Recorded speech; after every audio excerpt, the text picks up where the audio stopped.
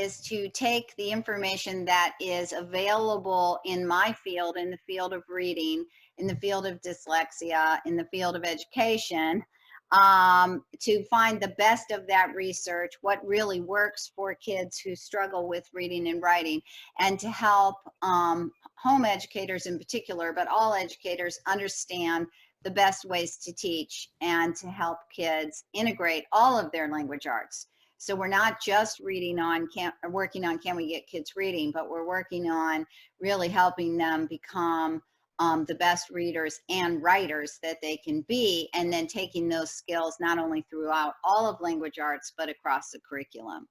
So we provide strategies to you that we think work, and we show you how we teach.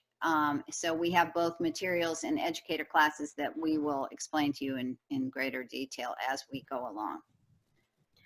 So we're just going to kind of talk through this and not spend a ton of time on it, but we'd like you to get a sense of what experiencing dyslexia might be like. So we're going to ask you to try to read this.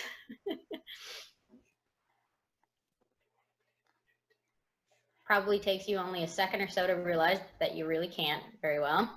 Especially that first word. That first word's a little tricky, right? Kind of just start to think about what were some of the reasons behind not being able to read this. Clearly, I mean, I'll just let you know, this is a language that is legitimate. We didn't make it up. It's not, you know, something that doesn't exist. I think it's Dutch.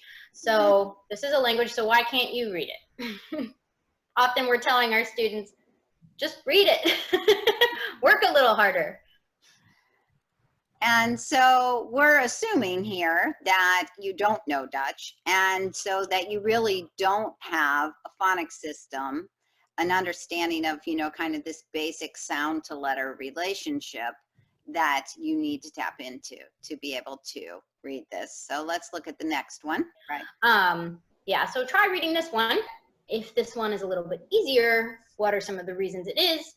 What are some of the reasons you still kind of can't read it all the way?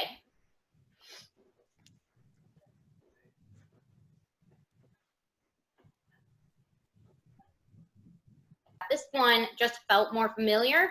In the previous passage, there were even some symbols and letters that weren't familiar, whereas here we mostly recognize all of the letters. So, you know, there's a bit of some what we would call code knowledge going on. You may have a sense of even what some of the sounds of these letters are. So when it comes to the previous passage, you might have recognized some of those letters. There were ones you didn't even know, and even recognizing the letter, you didn't necessarily know what the sound would be, because we know languages change and how they pronounce various combinations and vowels and consonants, etc. Here, we might have a better sense of that.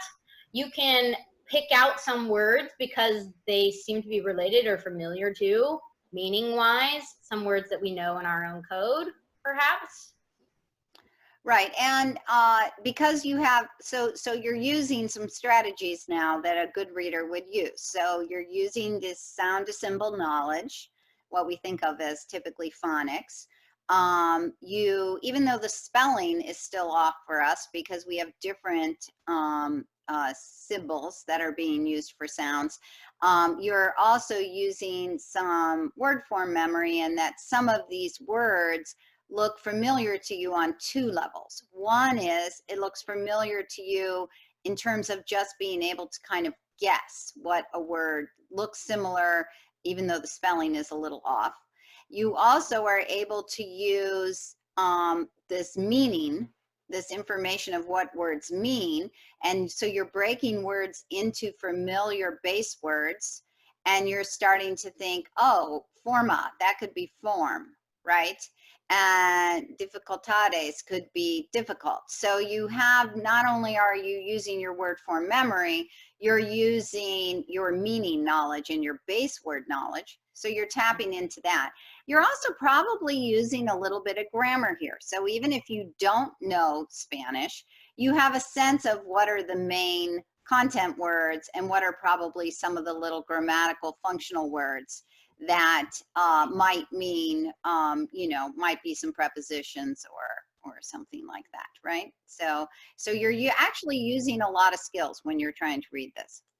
And one of the things we just wanted to mention too, between the first and second, is depending on the level of skill you have with the language, depends on the level of skill you can bring to deciphering that language in text. So if you have more skill with something like Spanish, you can start to pull in some meaning, you can start to pull in some grammar knowledge, you can start to pull in some sound to symbol code, relationship knowledge. Whereas in a language where you are completely unfamiliar, you may not be able to do hardly any of those things, right? So the more skills we have, the more we can bring to the test, and the more successful we will be.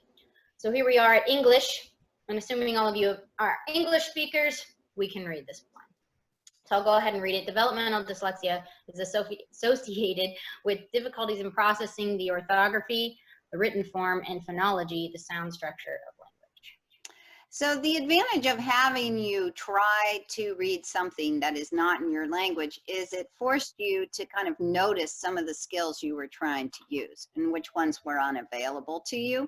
But also when we pick a more difficult, less familiar, more familiar language all the way to English, you also get a sense of the idea that readers and writers, it's not an either or.